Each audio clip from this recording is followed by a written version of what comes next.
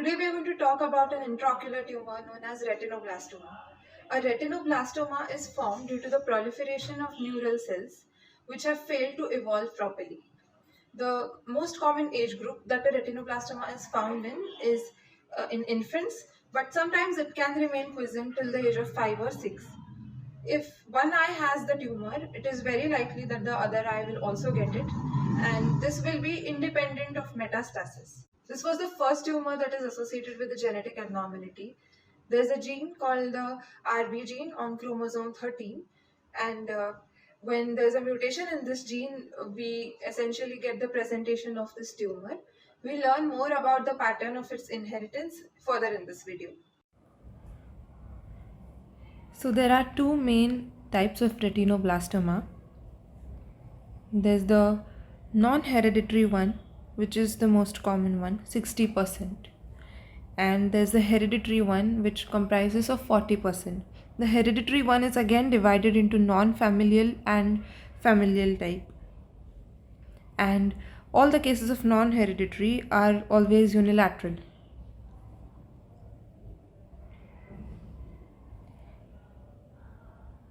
So we're going to talk about hereditary retinoblastoma.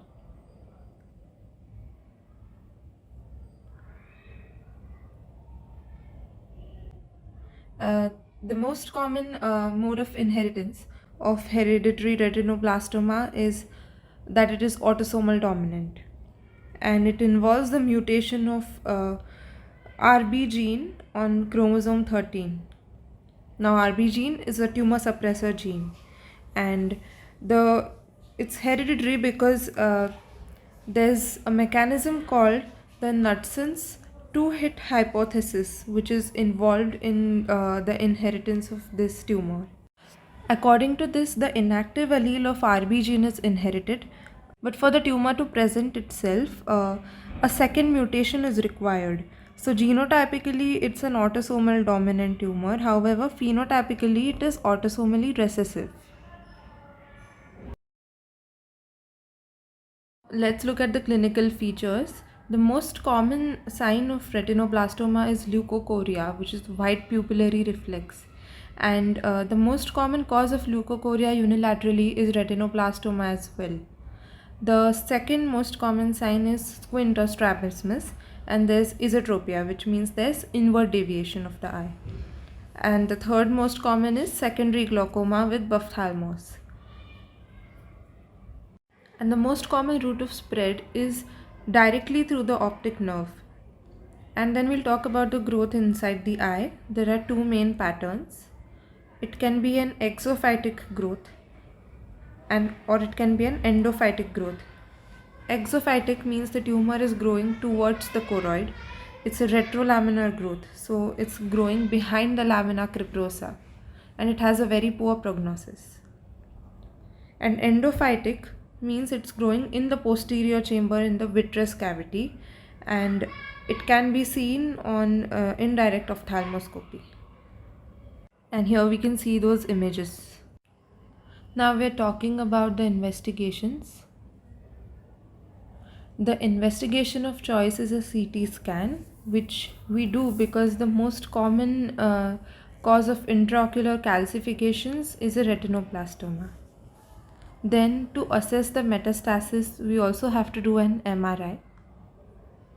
We also do an aqueous chamber LDH as a part of the routine investigation for retinoblastoma. And the gold standard is doing a biopsy. A biopsy is taken after the enucleation of the eye, and we take a sample from the optic nerve.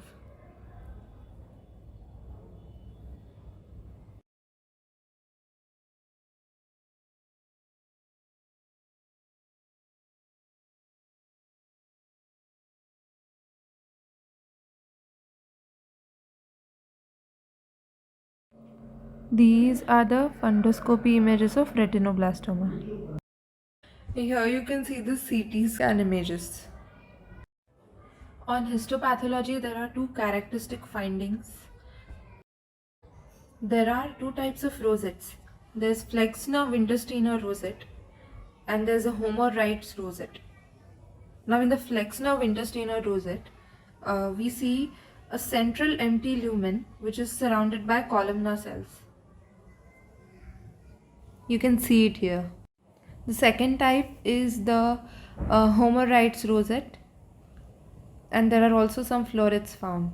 Now in the Homer Wright's rosette there is no central lumens, as you can see. Then we come to the treatment part. We must look at the international classification for retinoblastoma before coming to the treatment. So there are three main kinds of treatments. The basic treatment of choice is enucleation, which is the removal of the entire eyeball with the optic nerve. Secondly, we have chemotherapy with a CEV regimen, which stands for carboplatin, etoposide, and vincristine. And the third is if you have a unilateral retinoblastoma. Then we have 5 groups. For group 1, we don't perform enucleation, and the treatments for group 2, 3, 4, and 5 are as follows. For group 2, we have a CV regimen. For group 3 as well as group 4, we have a CEV regimen. And for group 5, we perform enucleation.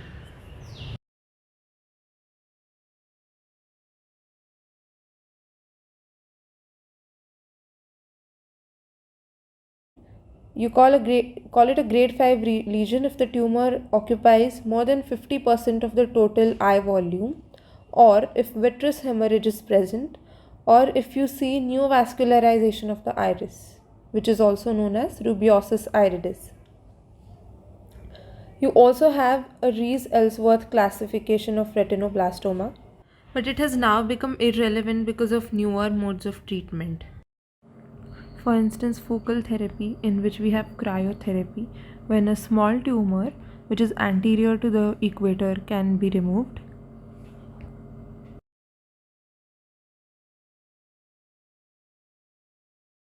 We have laser photocoagulation to remove tumors which are posterior to the equator, followed by thermotherapy, in which we use a diode laser to remove tumors which are posterior to the equator.